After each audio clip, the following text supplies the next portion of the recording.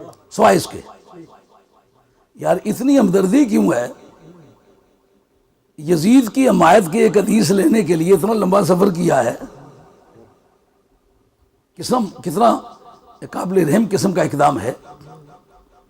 مجھ سے اسحاق بن یزید دمشقی نے یہ بات بیان کی ہے، وہ کہتے ہیں ہم سے یحییٰ بن حمزہ نے بیان کیا، یہ بھی دمشقی ہے، شامی ہے۔ وہ کہتے ہیں مجھ سے ثور بن یزید نے بیان کیا، وہ بھی دمشقی ہے۔ اور وہ کہتے ہیں کہ خالد بن معدان نے مجھ سے بیان کیا، وہ کہتے ہیں عمیر بن اسود انسی نے بیان کیا۔ کیا بیان کیا؟ انہو اتا، ان میں سے ایک راوی بھی کسی دوسری جگہ کا نہیں، شام کے رہنے والے ہیں، جنہوں نے بالواسطہ یا بلا واسطہ یزید کے لنگر سے روٹی کھائی ہوئی ہے۔ کیا بیان کرتے ہیں؟ کہتے ہیں کہ عطا عبادت ابن صامت جو ہیں، عبادہ بن صامت، ان کے پاس یہ گئے۔ کون گئے؟ یہ عمیر بن اسود انسی گئے، جو دمشق کے رہنے والے ہیں، جو پہلے راوی ہیں، جنہوں نے پہلے حدیث لی ہے اور پھر چند شاگردوں کے ذریعے سے پیچھے چھوڑی ہے۔ وہ کہتے ہیں میں گیا وہاں، کس کے پاس؟ عبادہ بن صامت کے پاس۔ ہوا پھر کیا؟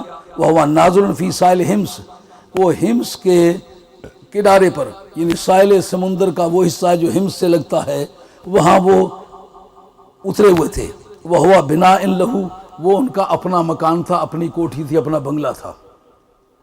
وہ ماؤ ام حرام، اور ام حرام ان کے ساتھ تھی، یہ ان کی بیوی تھی۔ ام حرام حضرت انس بن مالک رضی اللہ عنہ کی سگی خالہ تھی، نبی پاک علیہ الصلوۃ والسلام کی رضائی خالہ تھی، یا آپ کے والد صاحب کی رضائی خالہ تھی، یا آپ کے دادا صاحب کی رضائی خالہ تھی، لیکن رضاعت کی وجہ سے سرکار سے محرمیت کا تعلق تھا۔ یہ حضرت انس بن مالک رضی اللہ عنہ کی خالہ تھی، اور ان کی اپنی والدہ کا نام تھا ام سلیم۔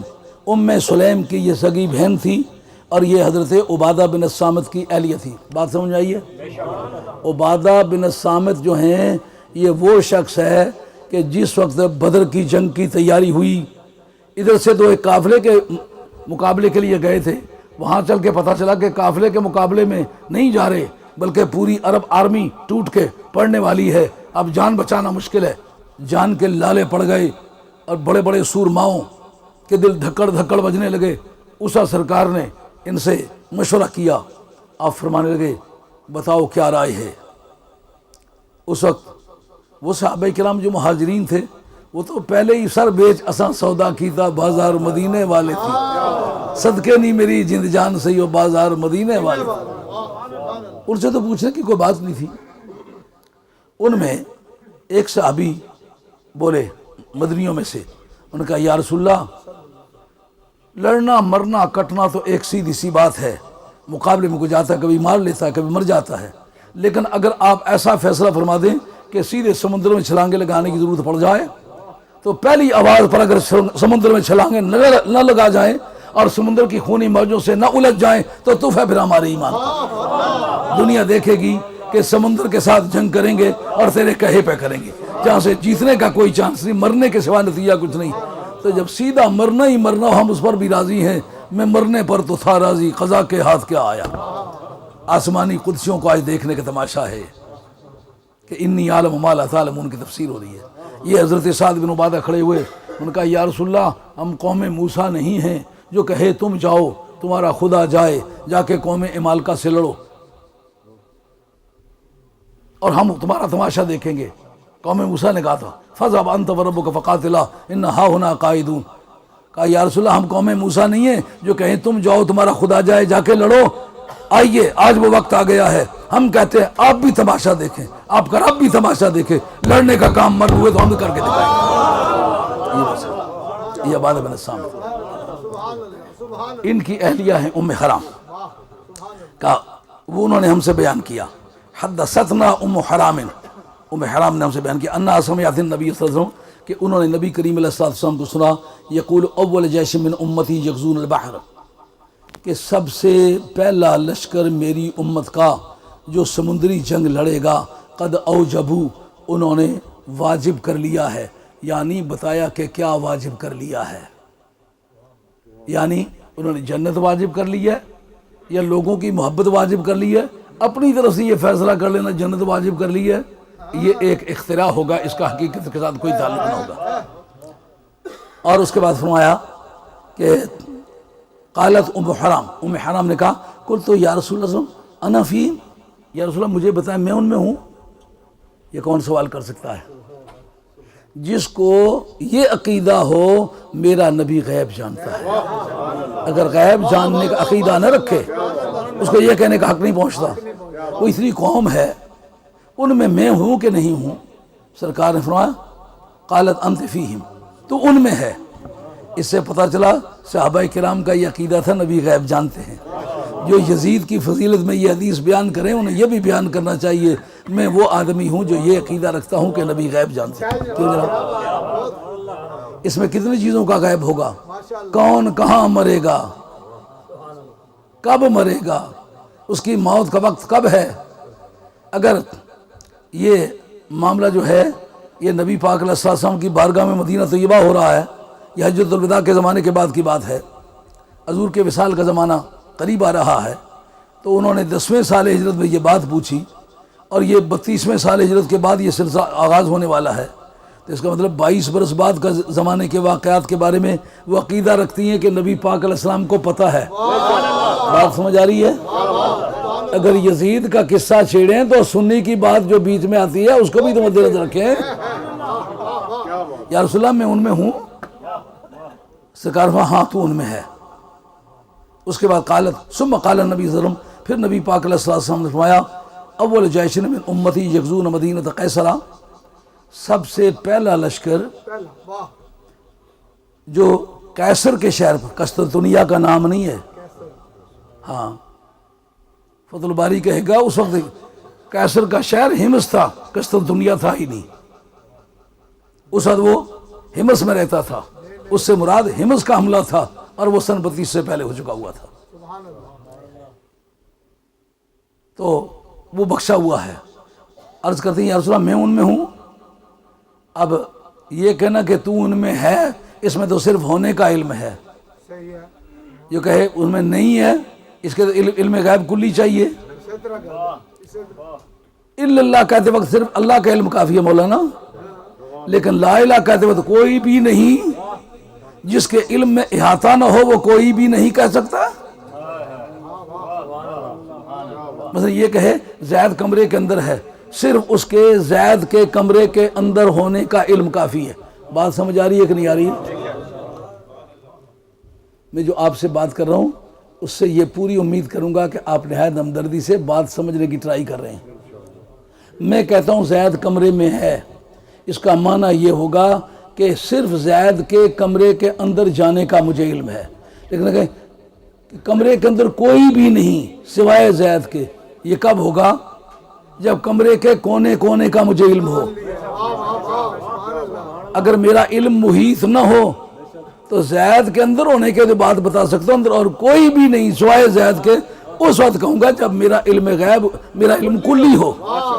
کہنا کہ کائنات میں موجودات میں کوئی بھی نہیں سوائے اللہ کے، یہ وہ کہہ سکتا ہے پہلی مرتبہ جس کو غیب کا علم ہے، وہ جانتا ہے کہ اس کے بغیر کوئی سمجھو۔ یہ کہنا کہ ان میں ہوں، کہا نہیں تو ان میں نہیں ہے، جب تک سب کا احاطہ نہ ہو اس وقت تک بات کر سکے۔ حدیث کا مضمون سن لیا؟ یعنی راوی کون ہے؟ عمیر بن الاسود انسی، رہنے والا کہاں کا ہے؟ شام کا۔ یہ پوائنٹ آپ نے یاد رکھنے ہوگے۔ آدمی کون ہے؟ عمیر بن الاسود انسی، اس کا کوئی ویئر اباؤٹ اور کچھ پتہ نہیں، مجہول الحال ہے، مستور اس کو کہیں گے، مجہول الحال کہیں گے۔ اب گفتگو کرتے وقت اس پر گفتگو ہوگی، جو چینل آف اتھارٹی ہے، جو گل کوئی کرے جی شہادت دی جنا پہ کوئی تھیا کتھے نہ کوئی پتہ نہیں، پتر کس نہ کوئی پتہ نہیں، کیڑے گران رہنا نہ کوئی پتہ نہیں، کیڑی برادری جو کوئی پتہ نہیں، کہہ پڑھیا کوئی پتہ نہیں، نیک ہے کوئی پتہ نہیں، بد ہے کوئی پتہ نہیں، تو کوئی پتہ نہیں تو پھر گل کس طرح نہیں پتہ لگی گیا؟ کوئی پتہ نہیں۔ آدمی مستور الحال ہے، ایک دمشقی ہے، شامی ہے، دو، حضرت ام حرام بنت ملحان کا لگتا کچھ نہیں، غیر محرم ہے۔ تین، وہ رہنے والی ہے مدینہ طیبہ کی۔ اب اس میں دیکھیں گے بخاری کے سوا خود بخاری نے یہ روایت اگر ایک درجن سے زیادہ مرتبہ بخاری میں کی ہو، اس میں یہ ٹکڑے دونوں نہ ہوں کہ انہوں نے واجب کر لی ہے، ہاں، اور دوسرا کہ وہ بخشے ہوئے ہیں، اگر یہ دونوں ٹکڑے نہ ہوں، اس میں بخاری اکیلا ہو، اس کا نام ہوگا متفرد، تنہا کلا۔ اے ساری برادری بھی چکی گریا ہو یار، اے لکھاں گلا نہیں ہو پی کسی کیا کریے ساری برادری ایک پاس آئی۔ اسی طرح محدثین میں بھی برادری کا دھیان کیا جاتا ہے۔ اس بارے میں بخاری کیا ہوگا؟ متفرد۔ یہ سارے پوائنٹس ہیں جن پر گفتگو ہونے والی ہے، یہ وہ شعروں والی تقریر نہیں ہے، یہ قواعد کی زبان سے ہے، اور یہ میں امام حسین کا وکیل ہوں، کیس لڑ رہا ہوں، آربیٹریشن کاؤنسل ہیں، آپ کو ایمانداری کے ساتھ فیصلہ کرنا ہوگا کون حق بجانب ہے۔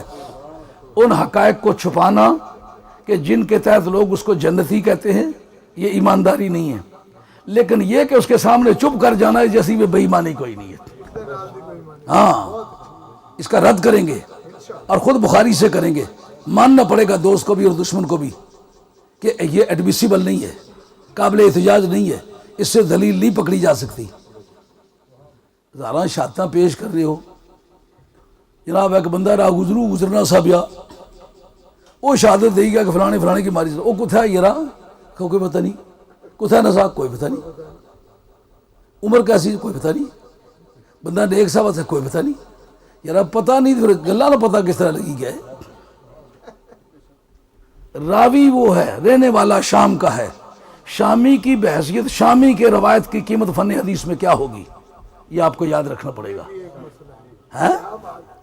فنی طور پر جیوگرافکلی جس وقت مختلف علاقوں کے مختلف راوی کسی بارے میں روایت کریں تو جغرافیے کے اعتبار سے بھی حدیث کی صحت پر اثر پڑتا ہے۔ بات سمجھ آ رہی ہے؟ ایک بندہ لاہور ہائی کورٹ وچ کام کرنا، تو ایک بندہ جا وہ پیری بالیاں پہاڑیاں پر رہنا، جا بکریاں چلانا، دونیاں شہادتاں کٹھیاں ہوئی کہ چند معتبر کس نہیں ہو سی، جرا بندہ کوئی گلہ کی سمجھنا، جرا گلہ کی سمجھنا ہی کوئی نہیں، وہ کیا شہادت دے سی بھائی۔ جیوگرافکلی بھی حدیث پر اثر پڑتا ہے۔ بخاری کا متفرد ہونا اکیلا ایک، راوی کا شامی ہونا دو، مجہول الحال ہونا تین، اور مائی صاحبہ سے جن سے حدیث لیتا ہے ان کا محرم نہ ہونا، ایک ہی ملاقات ہونا، اور پھر اس سے بھی ایک ہی آدمی کا روایت کرنا، دوسرے آدمی کا روایت نہ کرنا۔ یہ جتنے سنگی صاحب لگے ہو نہ سنگیو چپ کری دے بئی رہو، انہیں کوئی بندہ ہے بھکھا کروں نہیں آیا ہوا، یہ برکت واسطے کھا سن نال تو سمی کھائی کریں، کوئی نہیں خیر اسی، لیکن بات کو پوری طرح سمجھو، یہ باتیں دھیان سے آپ سنیں گے تو آپ کا مطلب پورا ہو جائے گا۔ اب اس میں یہ ثابت کرنے کے لیے کہ بخاری متفرد ہے، آئیے بخاری کے دوسرے مقامات پر یہی حدیث آئی ہے، اس کو ہم پیش کریں گے اور آپ کے سامنے یہ بات رکھیں گے کہ اگر یہ بات اتنی پکی تھی تو امام بخاری نے کوئی نصف درجن سے زیادہ مرتبہ جگہ جگہ یہ حدیث بیان کی ہے، اس میں یہ ٹکڑا کیوں نہیں بیان کیا؟ ہاں، اس کے سارے راوی مدینہ طیبہ کے رہنے والے ہیں، مدنی راویوں کے مقابلے میں شامی راویوں کی قیمت کیا ہوگی؟ آئیے، یہ میرے پاس بخاری شریف کا یہ وہی جلد ہے اور صفحہ نمبر 405 ہے، اس میں یہ بیان ہوتا ہے۔ کہتے ہیں حدثنا ابو النعمان قال حدثنا حماد بن زید ان یحییٰ ان محمد بن یحییٰ بن حبان ان انس بن مالک قال حدثتنی ام حرام ان النبی صلی اللہ علیہ وسلم قال یوما فی بیتہا فاستيقظ وهو يضحك قالت یا رسول اللہ ما یضحک قال عجبت من قوم من امتی یرکبون البحر کالملوک علی الاسرة فقلت یا رسول اللہ ادعو اللہ ان یجعلنی منهم قال انت منهم ثم نام فاستيقظ وهو يضحك فقال مثل ذلك مرتين او ثلاث قلت یا رسول اللہ ادعو اللہ ان یجعلنی منهم فیقول انت من الاولین فتزوج بها عبادۃ بن الصامت فخرج. کیوں چھیڑتے ہیں اس کو؟ سکی اپنی ٹیپا نے کوئی شک پہ گئے ہیں. او خدایا او خدایا، یہ بڑی مشکل ٹھہرتی ہے. فلما رجعت قربت دابۃ لترکبها فوقعت فاندقت عنقها. یہ روایت ہے. اس میں اس کا ترجمہ کرتا ہوں جی. یہ وہ کتاب الجہاد ہی ہے اور باب رکوب البحر ہے. باب رکوب البحر بعد میں فوٹو سٹیٹ کر لیں، دور کی بات نہیں ہے، چھپانے کے لیے تو نہیں بیان کر رہا ہوں. صفحات جو بیان کر رہا ہوں 405 صفحہ ہے. باب رکوب البحر یعنی سمندری جنگ کے ذکر کا باب ہے. یہ بیان کرتے ہیں ابو النعمان، یہ کہتے ہیں مجھ سے ابو النعمان کی ملاقات ہوئی، انہوں نے ہم سے بیان کیا. ان کا ایک دن ان کے گھر میں وہ کہتے ہیں کہ ہم سے حماد بن زیاد نے بیان کیا، وہ کہتے ہیں یحییٰ نے بیان کیا، وہ کہتے ہیں کہ ہم سے محمد بن یحییٰ بن حبان نے بیان کیا. وہ حضرت انس بن مالک سے روایت کرتے. کیا روایت کرتے ہیں؟ انس بن مالک آخری راوی ہے جو ام حرام سے روایت کرتا ہے. اب اس کا ہم جائزہ لیں گے، دیکھیں گے، کمپیئر کریں گے کہ دونوں حدیثوں کے مقابلے میں دونوں حدیثوں کو مقابلتاً جب پرکھا جائے تو کیا قیمت ٹھہرے گی. کہتے ہیں انس بن مالک کہتے ہیں کہ حضرت ام حرام نے مجھ سے ذکر کیا کہ نبی کریم علیہ الصلوۃ والسلام نے ایک دن ان کے گھر میں بیان کیا جب کہ نبی کریم علیہ الصلوۃ والسلام ان کے گھر میں سوئے اور جاگے اور ہنسنے لگے تو سرکار کی بارگاہ میں عرض کیا انہوں نے، یا رسول اللہ آپ کے ہنسنے کا سبب کیا ہے؟ ان کا میں حیران ہوں اپنی امت کے قوم کے بارے میں جو سمندر پر سوار ہوں گے، یعنی سمندری جنگ لڑیں گے، وہ ایسے ہوں گے جیسے بادشاہ تختوں پر ہوتے ہیں، یعنی زندگی اور موت کی گیم کھیلنے جا رہے ہوں گے لیکن اس قدر سرور کے ساتھ بیٹھے ہوں گے جس طرح بادشاہ اپنے تخت پر بیٹھا ہوتا، ان کے دل میں کوئی خوف و خطر نہیں ہوگا. وہ سمجھتے ہوں گے کہ ہم جئیں تو غازی ہیں، مریں تو شہید ہیں، دونوں صورتوں میں ہماری زندگی بے قیمت نہیں ہے، نہ ہمارا مرنا بے قیمت نہ ہمارا جینا بے قیمت. وہ ایسے ہوں گے جیسے بادشاہ تختوں پر بیٹھے ہوں. میں نے کہا یا رسول اللہ آپ میرے لیے دعا کریں کہ اللہ ان میں سے مجھے کر دے. یہ دعائیہ جملہ ہے. قال انت منہم، کہا دعا کرنے کی اس میں ضرورت نہیں، تو پہلے سے ان میں ہے.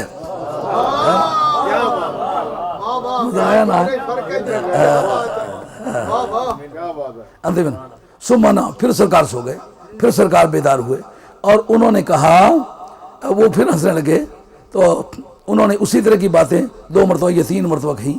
میں نے کہا یا رسول اللہ اللہ کی بارگاہ میں دعا کریں کہ اللہ مجھے ان میں سے کر دے. اب نہ تو پہلے لوگوں میں سے ہے.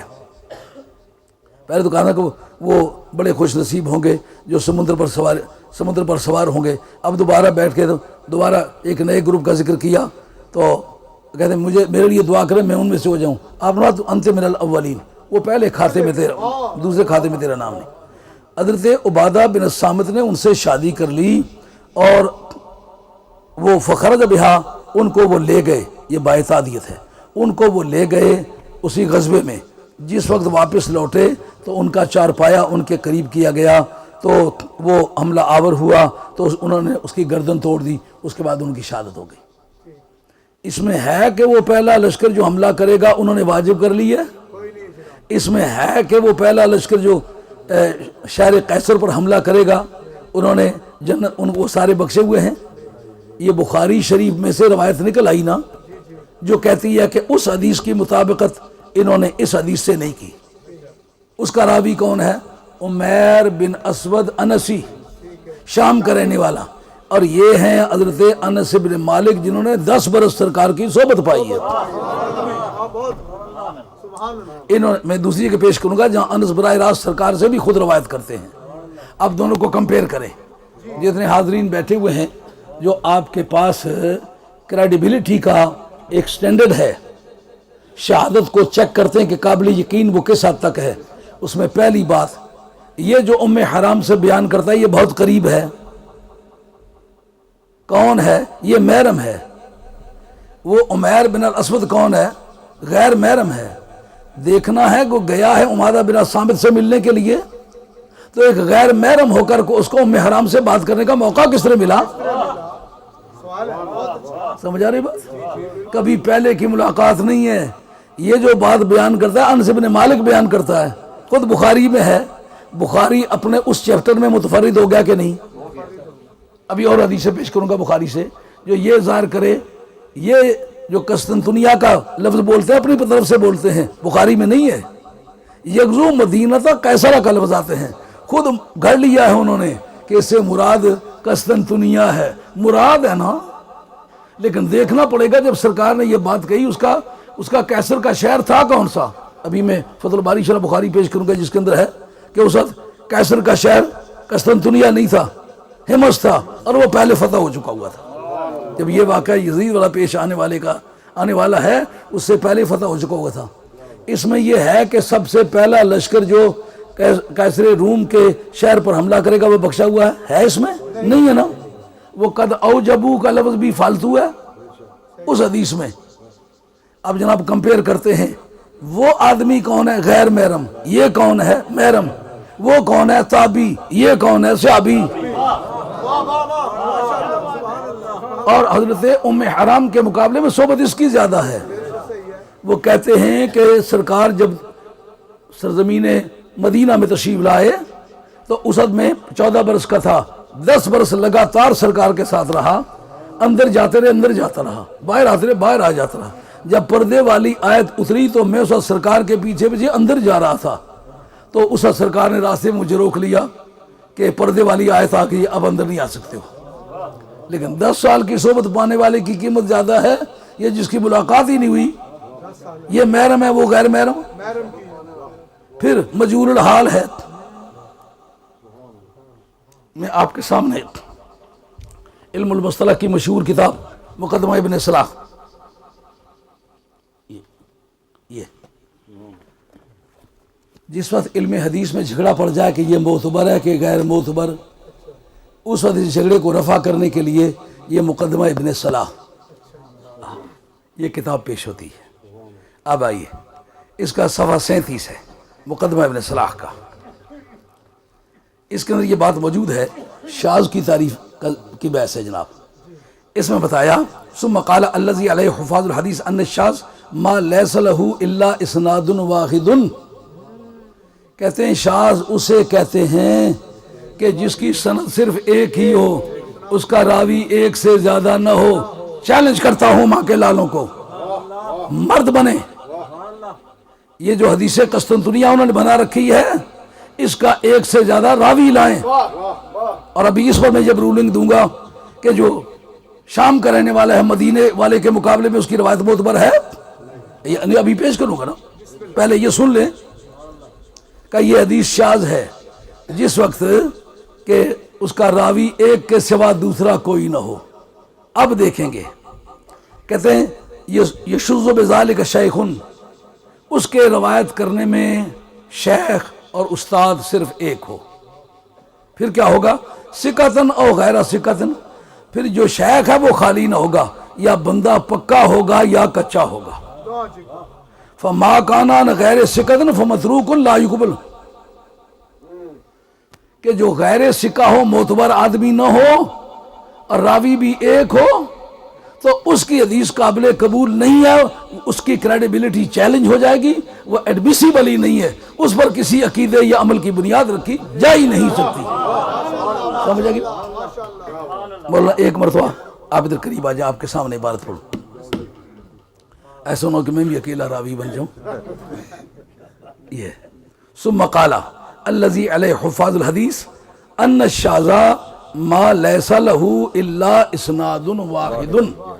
شاذ وہ حدیث ہوتی ہے ویری ریئر، شاذ کا معنی ویری ریئر، وہ حدیث ہوتی ہے، محدثین کی اپنی بولی ہے.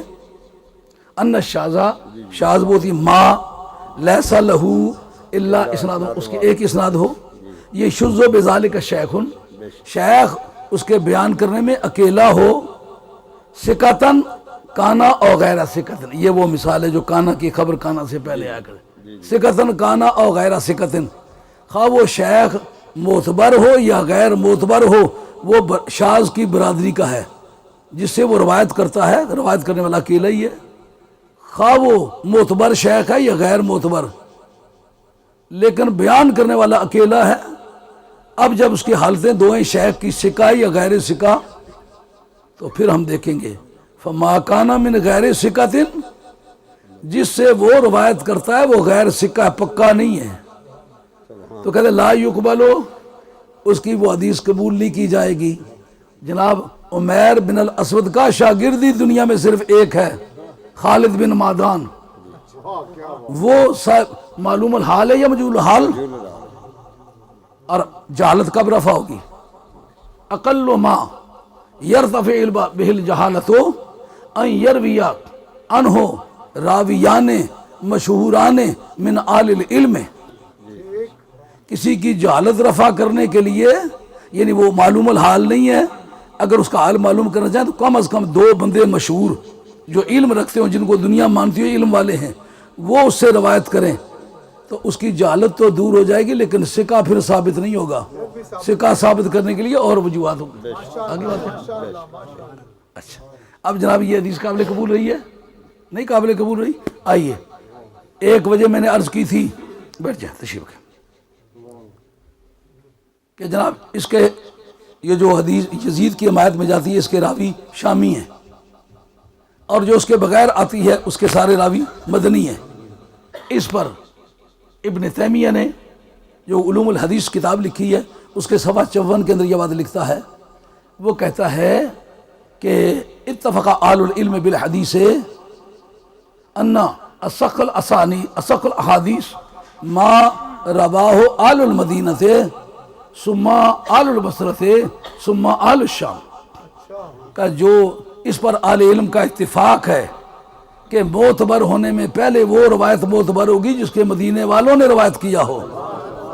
اس کی کوئی وجہ سمجھ نہ آئے گی، جہاں سرکار رہتے ہیں ان کو تو پتہ نہ ہو، جن میں سرکار گئے ہی کبھی نہیں وہاں راوی ہوں، ہے نا تماشے کی بات۔ کہا دوسرے درجے پر وہ معتبر ہوگی جو بصرے والے روایت کریں۔ واہ یار، مدینہ شی والی بات تو سمجھ آ گئی، بصرے والی بات سمجھ نہیں آئی۔ کہا دراصل قصہ یہ ہے کہ بصرے میں مولا مرتضیٰ کا فیضان ہے۔ لغت کے جو دو مشہور مدرسے عالم اسلام میں، ان میں بصرے کو اولیت حاصل ہے۔ وجہ کیا ہے؟ وہاں کا جو اس مدرسے کا استاد ہے، بانی ہے، اس کا نام سیبویہ ہے، اس کا استاد خلیل ہے، اس کا استاد ابو الاسود دولی ہے، اس کا استاد مولا مرتضیٰ ہے۔ تو جدھر حدیث والوں کے شاگرد گئے حدیث ادھر گئی۔ اب پتہ چل گیا کہ شامیوں کی حدیث ان کے مقابلے میں کمزور ہوگی۔ آئیے اس پر بھی پیش کرتے ہیں۔ اگر ایک آدمی ہے، راوی ہے، یہ تو سکہ ہی نہیں ہے نا، اگر سکہ ہو اوثق کے خلاف کہہ دے پھر وہ حدیث منکر بن جاتی ہے، حدیث وہ قابل استعمال نہیں رہتی۔ یعنی یہ کمزور ہیں شام کے رہنے والے، ان کی حدیث آل مدینہ کے مقابلے میں قابل قبول نہیں ہوگی۔ جو باتیں انہوں نے کہی ہیں مدینہ شریف والے کسی نے قبول نہیں کی۔ یہ دوسری روایت آپ نے بخاری سے سن لی۔ اب آئیے، تو تنگ نہ پہ آئے، گلہ علمی قسم نہیں ہے یہاں، لیکن آخر جب نتیجے پر پہنچے گے طبیعت باغ و بہار ہو جائے گی۔ بات سمجھ تو آ رہی ہے نا؟ گل والتھم سٹو نہیں ہے، اتنا کسے کی نہ پتہ ہے، ڈنڈی والے کی پتہ ہے۔ تو یہ گل آکسو کہ نہیں یار کروں میں اچھا خبراں تو دینا ہے، آکسو کہ نہ آکسو، ایک گل ہے نا۔ مدینے والے آخر ہیں پہ کروں میں بے اسناد خبراں تو بے دینا ہے یہ رہا۔ اچھا جی، اب اسی کی حدیث قسطنطنیہ کی ایک اور روایت ہے، اس کی عبارت سنیے۔ کہتے ہیں قال حدثنا عبداللہ بن محمد قال حدثنا معاویہ بن عمرو قال حدثنا اسحاق عن عبداللہ بن عبد الرحمن الانصاری قال سمعت انسا یقول قال رسول اللہ صلی اللہ علیہ وسلم على بنت ملحان فاتقع عندها ثم ضحك فقالت لمن تضحك قال يا رسول الله صلى الله عليه وسلم فقال الناس من امتي يركبون البحر الاخضر في سبيل الله مثلهم مثل الملوك على الاسرة فقالت يا رسول الله صلى الله عليه وسلم ادعو الله ان يجعلني منهم قال اللهم اجعلها منهم ثم عاد فضحك فقالت له مثل او مما ذلك فقال لها مثل ذلك فقالت ادعو الله ان يجعلني منهم قال انت من الاولين ولست من الاخرين قال انس فتزوجت عبادۃ بن الصامت فرکبت البحر مع بنت قرظہ فلما قفلت رکبت دابتها فوقصت بها فسقطت عنها فماتت. یہ روایت ہے. اس کے اندر ہے جناب کہ سب سے پہلا لشکر جو قسطنطنیہ پر حملہ کرے گا وہ جنتی ہے. اس میں ہے کہ قد اوجبو، انہوں نے جنت کو واجب کر لیا. دو روایتیں بخاری کے پہلے جلد میں نکل آئیں نا جو بتاتی ہیں کہ وہ جس میں شہر قسطنطنیہ کا شہر قیصر کا ذکر ہے وہ بخاری کی صرف ایک روایت میں جو شامی کی روایت ہے. بات سمجھ آ رہی ہے نہیں آ رہی؟ شہادت وید ہے کہ سالہ ہی گواہ ہے عدالت سمجھی نہیں سکنی پہ کیاں پہ دینا یہ پہنوں نے قسم سمجھی پہ دینا. شہادت کوئی نہیں سمجھے.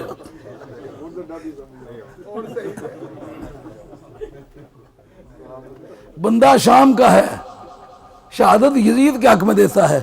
اگر یہ بات تھی تو یہ بات چلی مدینہ شریف سے ہے. اب 3 روایتیں تو سن لی ہیں نا بخاری کی. اب چوتھی روایت پھر میں پیش کرتا ہوں بخاری سے جس میں یہی روایت ہے لیکن یہ لفظ دونوں جگہ اس میں کوئی نہیں ہے. یہ حدیث قسطنطنیہ کی ایک اور روایت ہے جس میں اول سے آخر تک وہی عبارت جو دوسری جگہوں میں ہے صرف راوی الگ ہیں. یہ تیسری روایت ہو گئی. اب اس کے بعد اور روایت پیش کرتا ہوں بخاری سے. مولانا آ کے ایک مرتبہ آپ دیکھ لیں اس کو بھی. فتح اللہ یجلنی فتح علیہ ثم نام الثانی ففعل مثلها فقالت مثل قولها. یہ وہی روایت ہے جس پر یہ میرے ہائی لائٹ کیا ہوا ہے. یہ بھی وہی روایت ہے. اب یہ بھی وہی روایت ہے. یہ نصف درجن سے زیادہ مرتبہ تو بخاری کے پہلے جلد میں آ گئی ہے نا. اچھا اب اس پر جناب پیش کریں گے کہ بخاری اگر اکیلا ہو تو پھر اس کی روایت کی حیثیت کیا بنے گی. سمجھو گل کہ نہیں سمجھو. میں ہی ایسا گل کراں پہلی جتنی کتاباں گزری ہوئی ہیں اس نے کسا جگہ بھی ذکر نہ آیا ہوا ہے اس گلا نا. دور حاضر میں بھی کوئی مذہبی دانشور جو ہے وہ اس نے حمایت نہ کرا ہے. تو آپ نے یہ نا شاہ صاحب ساری ملکہ جو کلی گل پہ کرنے یہ کوئی سچی گل سی تو پہلے کتابوں میں کی نہیں سی. یہ باسو اپنی جگہ کہ نہیں. اس سے واسطے میں آنا ہونا جس نے مذہب کی سچا کری مننا چاہے پیچھے جوڑو. یہ پیچھے منیا یا بندیاں نال جڑنا تو پھر تساں بچوں گا. یہ نواں ہی کوئی اس سانگ رچایا ہوا تو پھر تساں بچوں نہیں. یہ جتنی چٹاں بھی لگیاں نا جی یہ ہوں گل کرنا تو لمحی ہوئی گیا سی. یہ بھی حدیث قسطنطنیہ ہے 392 سے 393 تک یہ روایت ہے. وہی روایت ہے. مولانا ایک مرتبہ ملاحظہ فرما لیں. طارق مجاہد صاحب آپ بھی آ جائیں تاکہ آپ اس بات کے گواہ ہو جائیں. یہ وہی حدیث ہے. ان کے انت من الاولین فخرج مع زوجها عبادہ بن الصامت غازیا اول ما ركب المسلمون البحر مع معاویہ فلما انصرفوا من غزوتهم قافلین فنزلوا الشام. یہ وہی روایت ہے. یہ تو کی پہلے آخر تھا جس کی پیشاب پشوب آیا پہلے بئی تو پھر ادھر چھوڑ. اور مشکل ہی یہ چاہت رہا دیہڑی 5 باری پینے پھر تولا پانی پینے تڑی پیشاب نہ کرنا جان نہیں چھوڑنی. یہ بھی حدیث وہی ہے جی. سماعت فرما لی. فرکبت البحر فی زمان معاویہ بن ابی سفیان فسخرت عن دابت اخی خرجت من البحر. یہ بھی وہی روایت ہے. اچھا اور اس کے بعد یہ 392 میں بھی وہی روایت ہے. اب آگے یہ 405 میں بھی وہی روایت ہے. یہ لیجئے یہ حدیث قسطنطنیہ جو پہلے آپ کے سامنے شروع میں بیان کی ہے یہ وہ ہے. اس میں اگر بخاری صرف اکیلا ہے یہ آپ نے 1 درجن کے پھر دونوں جلدوں میں ملاحظہ فرما لی. اب آئیے تنگ نہ پیا گل جلا نتیجہ کٹ سا باغو باہر ہوئی گئی سی طبیعت تو دل اسی پہ کئی باری مکائی دیا. ساری زندگی یہ پڑھنے تو پڑھانے ہم گزری گئی.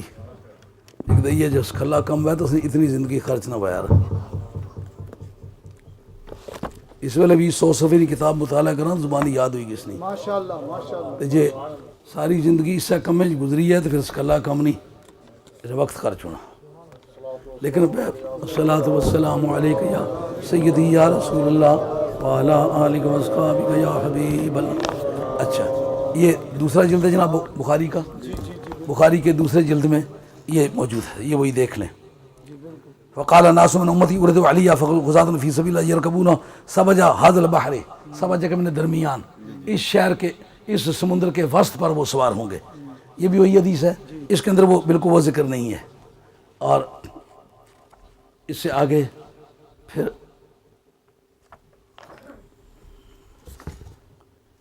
یہ بھی وہی حدیث ہے، یہ بخاری شریف حدیث قسطنطنیہ، یہ جلد نمبر 2 ہے، صفحہ 1036 ہے۔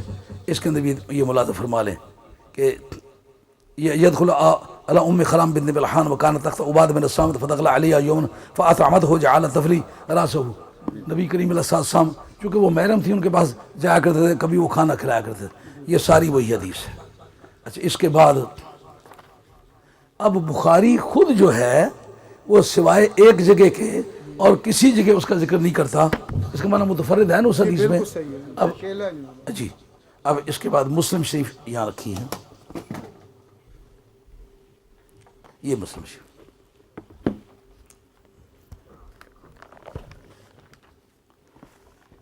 جیسے کتابوں کے ریکارڈ پیش کیے جایا کرتے نا عدالتوں میں، اس وقت ان کی کریڈیبلٹی کو نکھارنے کے لیے آپ کو مختلف شواہد پیش کرنا پڑتے۔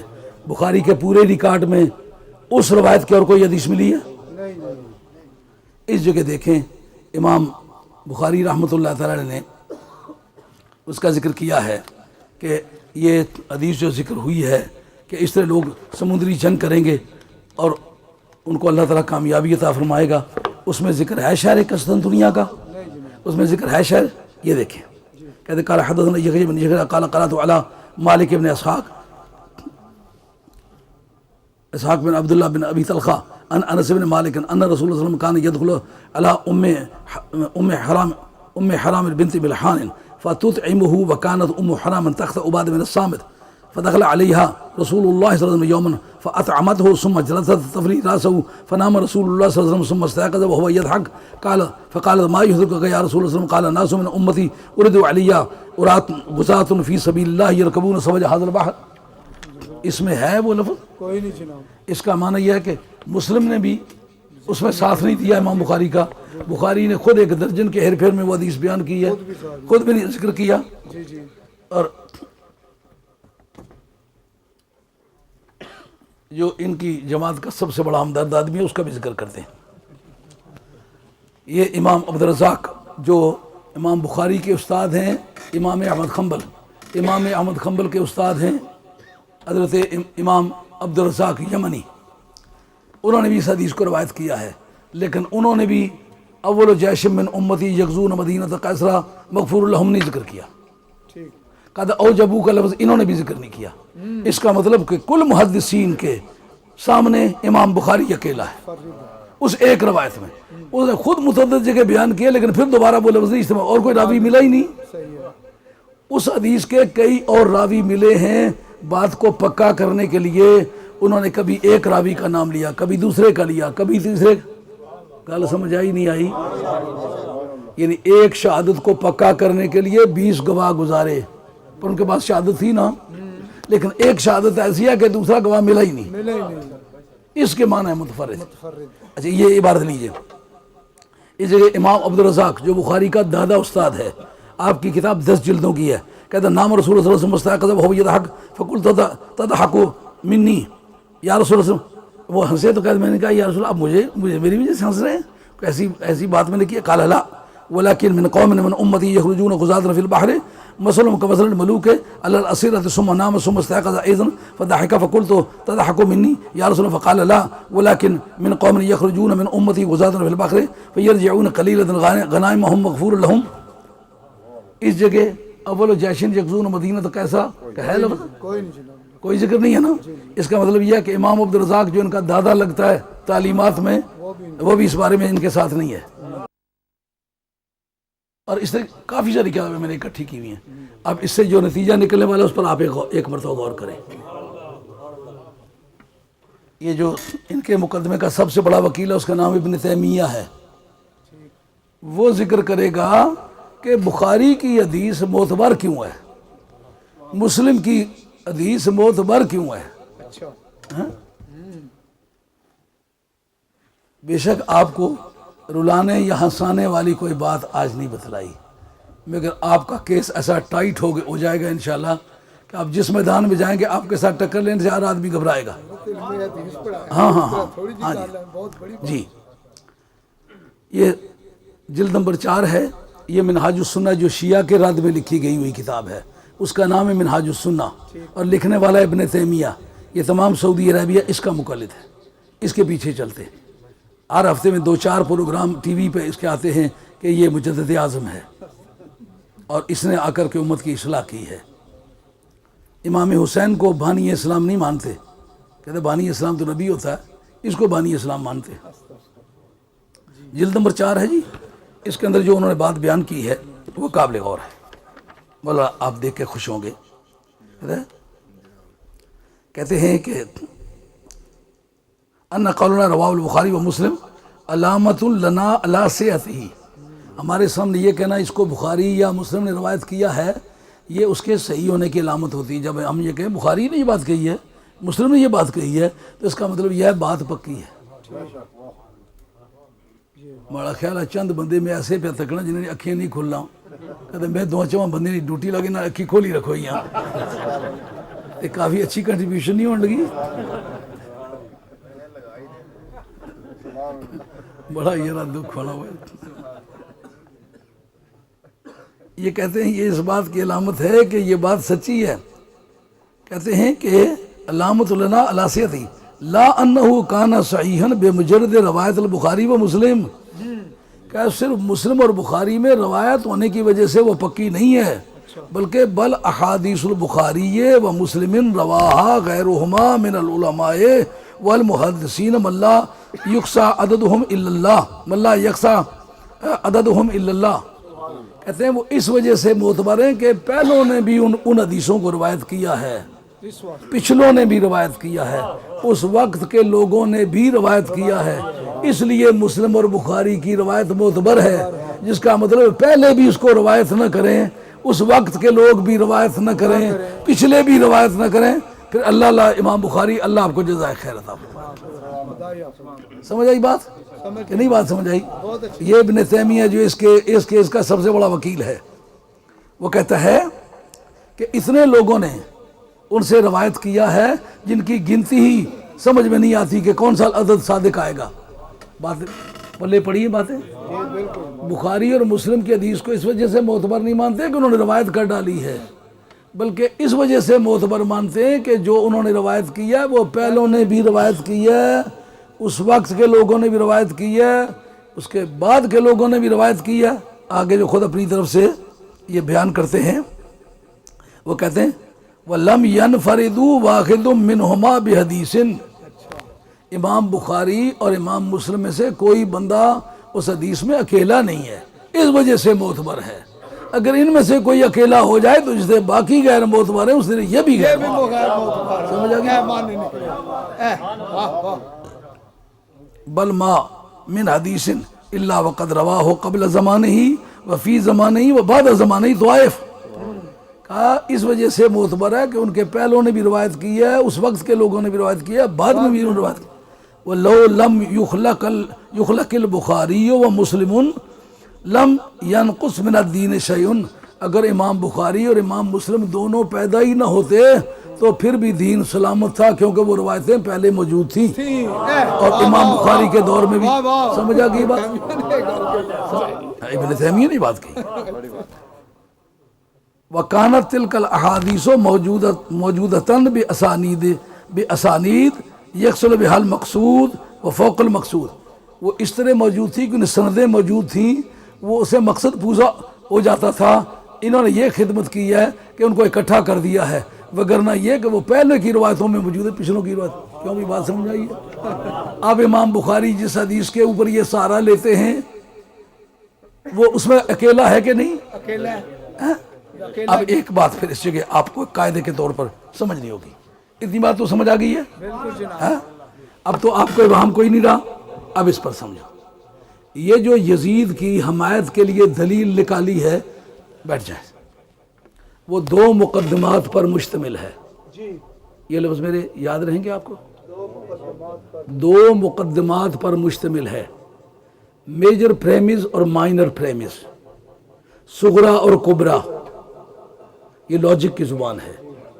میجر پریمز اور مائنر پریمز.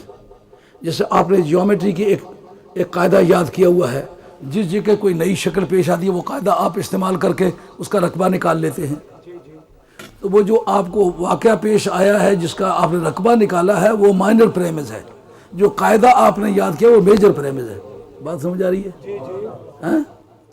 اس کے دو مقدمے ہیں. دونوں مقدموں پر غور کریں گے.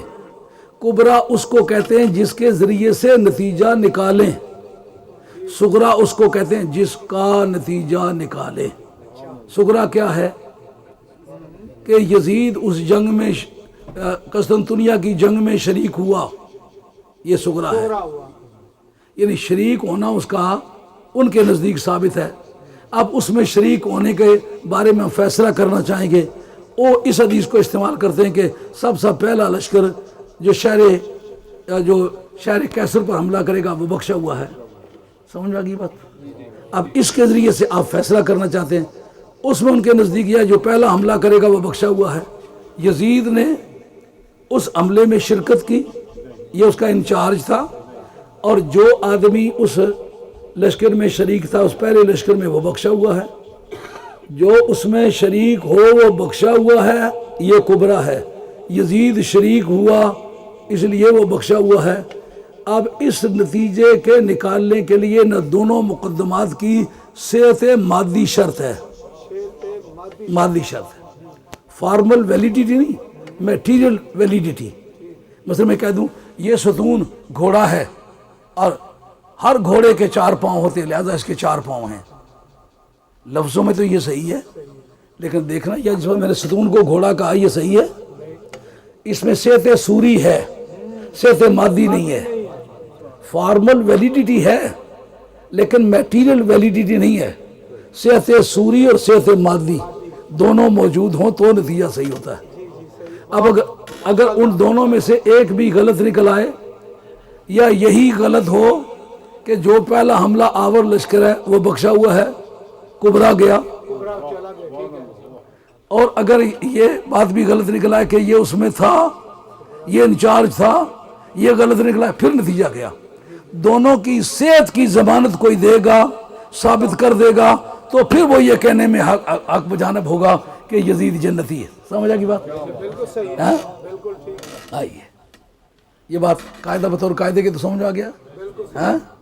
اب آپ سے جب پیچا پڑے گا پھر آپ اس کو سیدھا کر کے چھوڑ دیں گے نا. مولانا بھی بڑا اچھا مناظر آدمی ہے. میری گھر آدمی 2-4 مناظرے انہوں نے کھینچے ہیں. ہاں اجن کی بہت تکلیف ہونی سی نا، 1-2 باری کیسیاں کرائی انہوں نے. بہت سخت گرمی ان کو ستا رہی تھی، پھر انہوں نے ان کو ٹھیک کر کے چھوڑ دیا. اب مزہ آئے گا نا.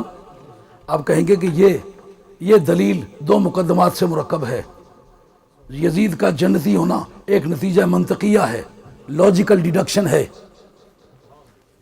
اور تھوڑی محنت کرنا، انگریزی بھی پڑھیا کرو. یہ شڑکاں پر گھٹنے والی انگریزی نا، اس طرح انگریزی نے یہ ساتھ اشنے و کشنے لت کڑی ماری چے پڑے مانسی بود. ہاں اس طرح وہ فارسی ہے، اس طرح یہ انگریزی ہے. کمریے نے پاڑی ہے وہ آخر ہونے سے صاحب this tattoo is very good.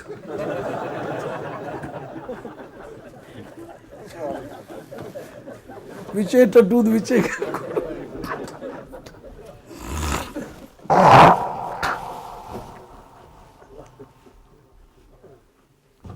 اب آپ کہیں گے کہ جناب یہ جو یزید کا جنتی ہونا ہے ایک نتیجہ منطقیہ ہے، اور نتیجہ منطقیہ کے 2 مقدمے ہوتے ہیں. ایک وہ ہوتا ہے جس کا فیصلہ کرنا مطلوب ہوتا ہے، ایک وہ ہوتا ہے جس کے ذریعے سے وہ قاعدہ ہوتا ہے، جس قاعدے کے ذریعے سے وہ فیصلہ کرتے ہیں. اگر وہ قاعدہ بطور قاعدے کے غلط نکل آئے تو پھر نتیجہ کیا؟ اور اگر وہ سغرے کے طور پر جھوٹا ثابت ہو جائے تو پھر گیا، اگر دونوں ہی غلط ثابت ہو جائیں پھر گیا کہ گیا۔ سمجھا کی بات؟ گیا ہی گیا۔ اچھا، اب آپ کو حدیث قسطنطنیہ کے بارے میں محدثین کے چند اقوال پیش کرتے ہیں۔ مثلا آئیے، یہ صاحب فتح الباری،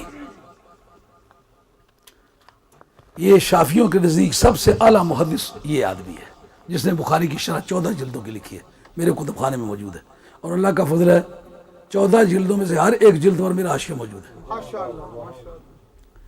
وہ کہتے ہیں کہ یہ جو سرکار دو عالم علیہ السلام کا فرمانا ہے، وَجَوَّزَ بَعْضُ مَنْ الْمُرَادُ بِمَدِينَةِ قَيْصَرَ الْمَدِينَةِ الَّتِي كَانَتْ بِهَا يَوْمٌ قَالَ النَّبِيُّ صلی اللہ علیہ وسلم تِلْكَ الْمَقَالَةَ وَهِيَ حِمْص۔ کہتے ہیں یہ جو محدثین نے ایک ڈھونگ رچایا ہوا ہے کہ وہ مدینہ قیصر سے مراد قسطنطنیہ